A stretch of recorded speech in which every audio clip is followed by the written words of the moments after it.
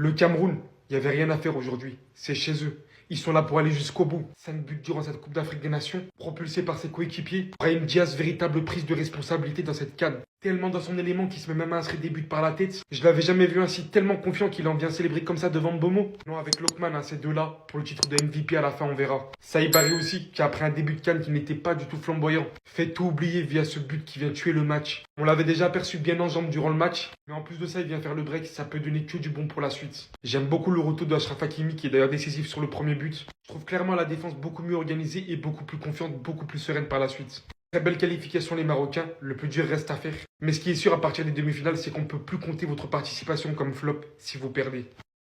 C'est l'heure de rentrer direction. En espérant que Samuel Eto'o va pas trop vous taper sur les doigts. Franchement, vous êtes quand même bien arrivé jusqu'ici. Votre sélectionneur, tout le monde l'a kiffé. Mais à un moment donné, il fallait sortir le pays hôte aujourd'hui. Et l'un des plus grands favoris dès le départ de cette Coupe d'Afrique des Nations.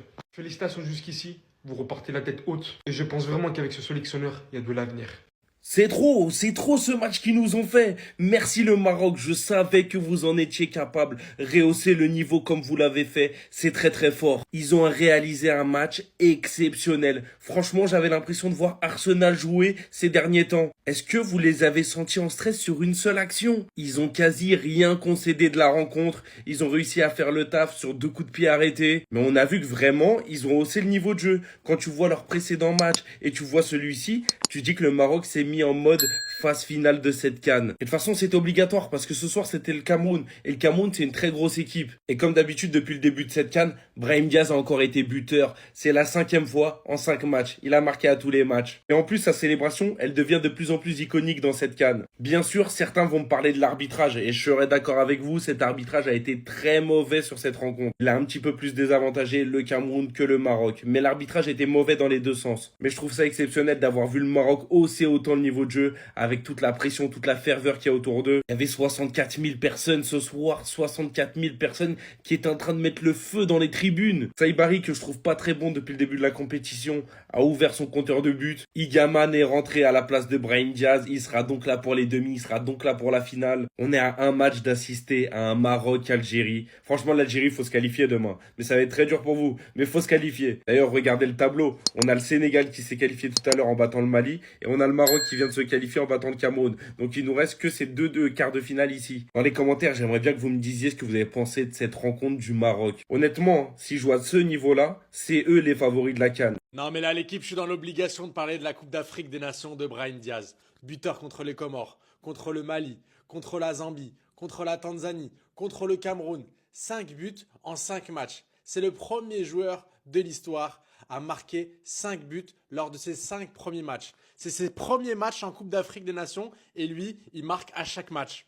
Il est devenu inarrêtable. C'est le 2e joueur de l'histoire à marquer 5 buts contre 5 nations différentes. Le premier à avoir réalisé de telles performances, c'était Mohamed Naji Gedo avec l'Égypte en 2010. Encore une autre statistique effrayante, Brahim Diaz fait partie des meilleurs buteurs de la sélection marocaine en Coupe d'Afrique. C'est-à-dire que Ahmed Faras a marqué un but de plus que lui. Lui, c'est ses 5 premiers matchs.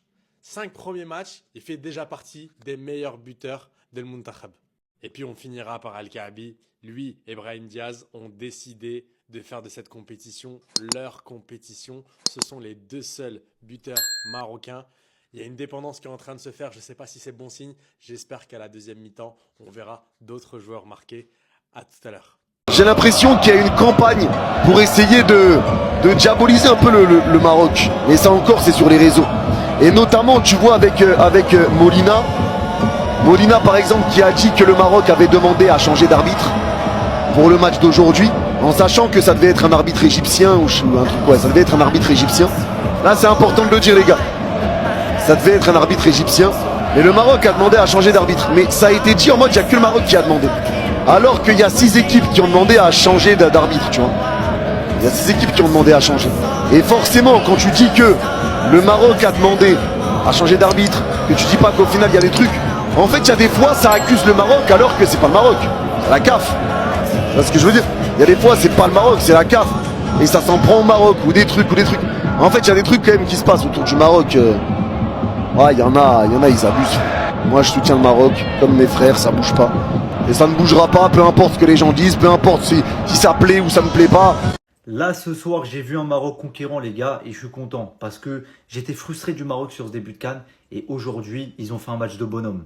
Comme vous le savez, moi, j'avais prédit le Cameroun qualifié parce qu'au vu de ce qu'avait proposé le Cameroun face à la Côte d'Ivoire, face à l'Afrique du Sud, et au vu des faiblesses défensives avec Massina ou El Yamik du Maroc, plus le fait que dans les moments cruciaux, dans les moments un petit peu difficiles, ils ont tremblé, même contre la Tanzanie, je me suis dit, ça va pas le faire.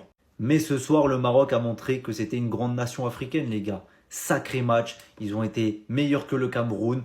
Très gros match encore de Brahim Diaz. 5 buts sur la CAN. C'est incroyable. Et un très beau match de Saïd Barry qui a mis un très beau but pour mettre le Maroc à l'abri.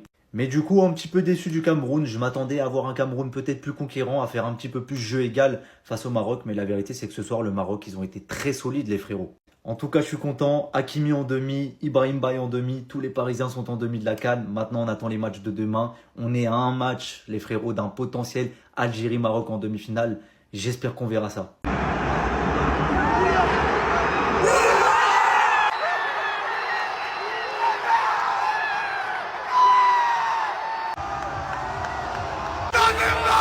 Pardon les Camerounais!